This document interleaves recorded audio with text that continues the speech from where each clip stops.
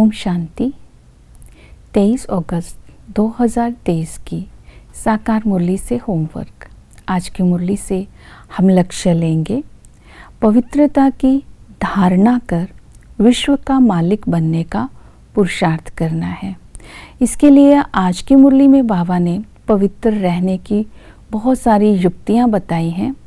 उन युक्तियों को अगर हम धारणा में ले आते हैं तो राज्य भाग्य के अधिकारी बन सकते हैं।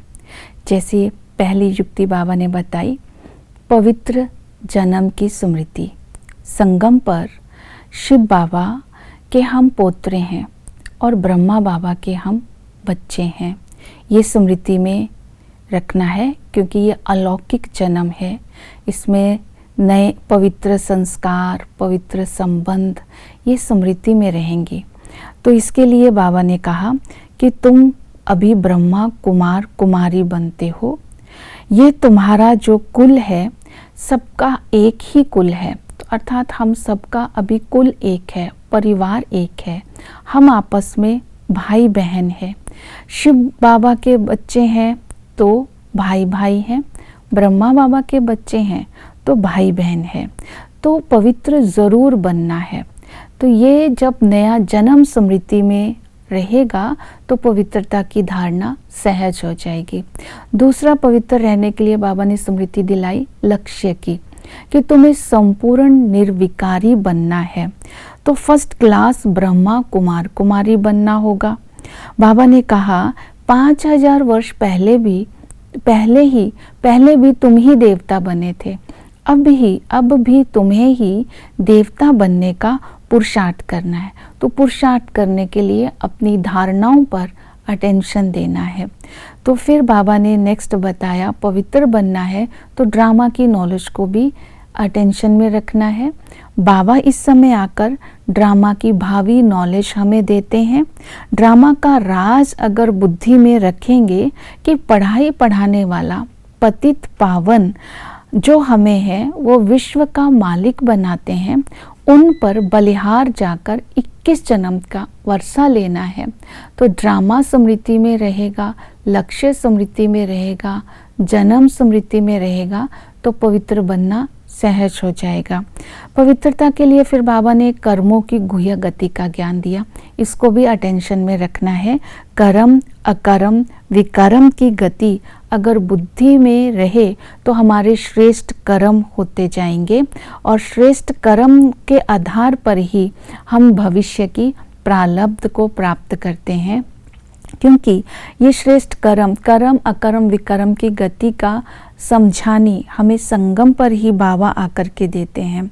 तो श्रेष्ठ कर्म करने की जो विधि बाबा ने बताई, पहली विधि बताई कि संग दोष से अपनी संभाल करनी है। जैसे वायुमंडल का संग होता है, संस्कारों का संग होता है, आलस्य के वश हम व्यर्थ के चक्कर में आ जाते हैं। तो व्यर्थ संकल्पों से परहेज रखनी है, अपने को मुक्त रखना है, इस बात का अटेंशन देना है। दूसरा, पवित्र बनने के लिए कर्मों पर अटेंशन दिलवाया बाबा ने। आसुरी मत पर नहीं चलना है क्योंकि आसुरी मत पर चलने से ही भागंती हो जाते हैं। तीसरा अटेंशन दिलवाया देह अभिमान को छोड़ना है क्योंकि देह अभिमान में आकर के ही हम जो लड़ाई झगड़ा करते हैं, देह अभिमान में आने से ही विकार अंदर आ जाते हैं तो बुद्धि पुरानी दुनिया में चली जाती है। तो इस तरह कर्म अच्छे क्या होते हैं, बुरे क्या होते हैं, ये सब समझानी बाबा हमें देते हैं। तो इसके बाद बाबा ने श्रीमत दी है कि श्रीमत पर चलने से ही तुम श्रेष्ठ बन सकते हो। माता पिता का हाथ तुम्हें कभी नहीं छोड़ना है, गुस्सा नहीं करना है और बाप की आज्ञाओं को डोंट केयर नहीं करना है और ब्राह्मणी से और बाप से रूठना नहीं है, मुरली मिस नहीं करनी है। अगर मुरली छोड़ी, पढ़ाई छोड़ी तो बाबा ने कहा बाप को छोड़ा तो तुम छोरा छोरी बन जाएंगे। छोरा छोरी अर्थात निधन के बन जाएंगे। इसलिए अपने भाग्य से कभी रूठना नहीं है, माया के वश होकर भागंती नहीं हो जाना है। मीठे बाप की याद में जितना रहेंगे, जितना श्रीमत पर चलते रहेंगे, उतना ही हम धारणा मूर्त बन करके अपने जीवन को श्रेष्ठ बना सकेंगे। सर्विस करने के लिए बाबा ने कहा ज्ञान दान का पहले जीवन में धारणा करनी है, फिर उसका दान करते रहना है। सेंसिबल बच्चे ही ज्ञान का दान करते हैं। तो बाबा ने कहा बीज और झाड़ का ज्ञान समझाना है और शिव बाबा के ऊपर समझाना है कि शिव ने पार्वती को कथा सुनाई, सूक्ष्म वतन में तो सुना नहीं सकते। रावण को क्यों जलाया जाता है, ड्रामा का आदि मध्य अंत का राज क्या है।